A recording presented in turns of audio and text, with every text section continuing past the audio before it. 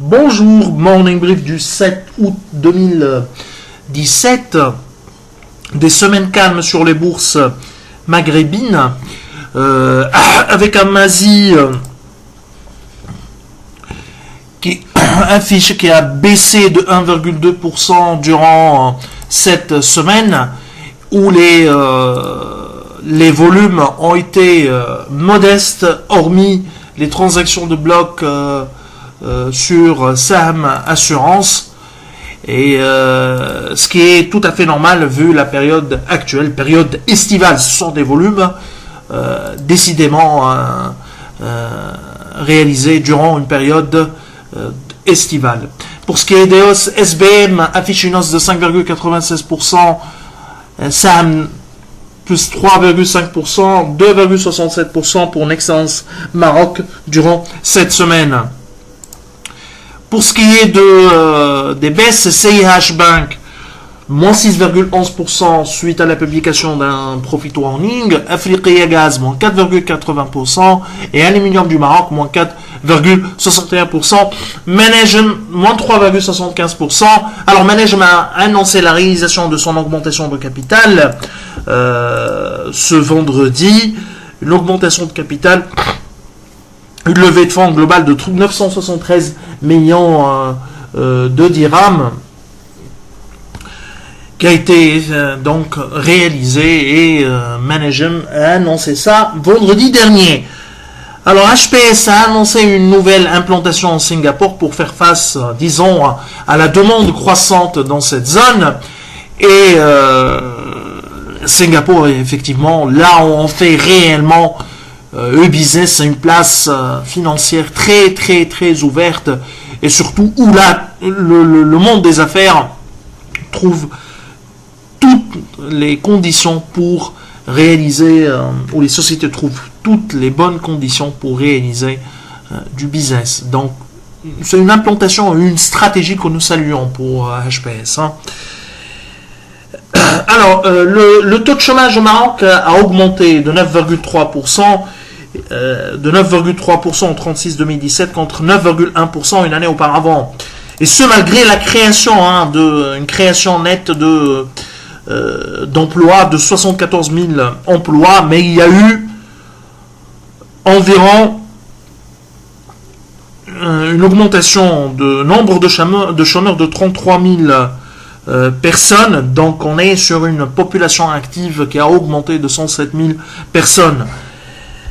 Alors les secteurs qui ont contribué plus à cette création, bien sûr l'agriculture et la pêche, forêt et pêche, ce qui est tout à fait normal vu le retour de l'activité, ou la bonne croissance et la bonne tenue pour le secteur agricole. 52 000 postes d'emploi créés, 19 000 pour le service, BTP 7 000, donc reprise, mais c'est encore timide, moins 4 000 pour l'industrie, y compris l'artisanat.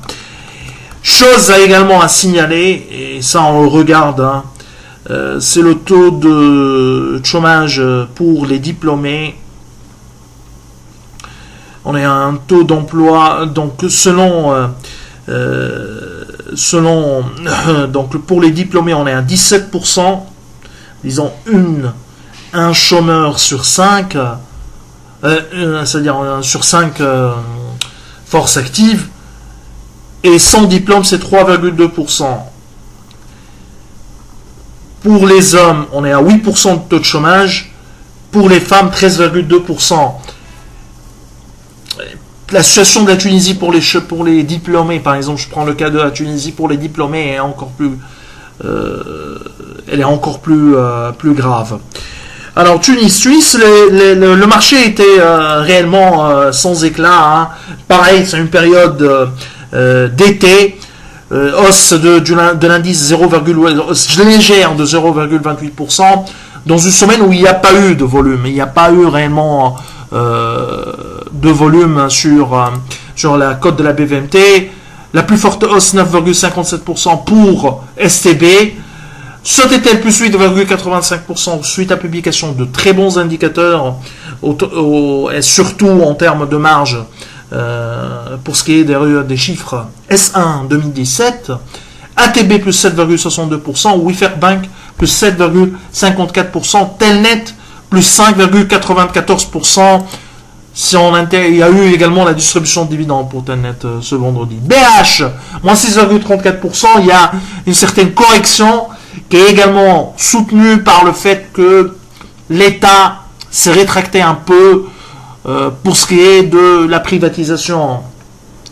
C'est un sujet très complexe. Et malheureusement, les politiciens oublient ou ont tendance à oublier malheureusement que certains actifs de l'État sont cotés en bourse et qu'il n'y a pas seulement l'État tunisien comme actionnaire, mais également il y a des personnes, des privés, il y a du flottant que l'État tunisien ne respecte pas ou ne respecte jamais.